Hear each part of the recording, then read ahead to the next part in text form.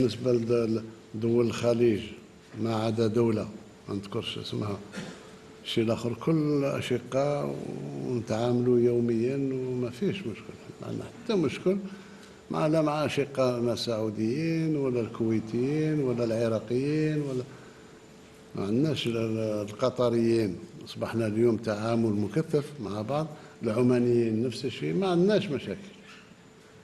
المشاكل اللي يجي يخرب لي في بيتي ولأسباب مشبوهة، داخلوا في أمور اللي ما خليناش دول عظمى تتداخل فيها. فين خليك أنت تدخل لي في أمور داخلية؟ لا، بقى في قدرك ورانا أشقاء، فيش مشكلة. إذن كل هذه الأمور هذه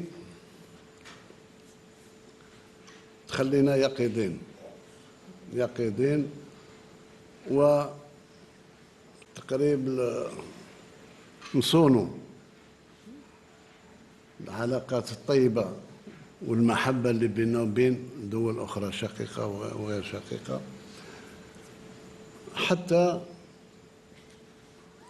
يعني الجهود نتاعي كلها نوجهها للتنمية وباش ما نتقهقرش. والأمور هذه كلها مدروسة الحمد لله. منين ربي يفتح لك البصيرة، بعض الأمور اللي تبان صعيبة على الغير انت تبان لك هينة، ماشي هينة ولكن في المتناول. اليوم حساب بسيط عند الناس ذو الألباب، والله عز وجل يقولك يا أولي الألباب، ما يقولكش يا أولي العضلات.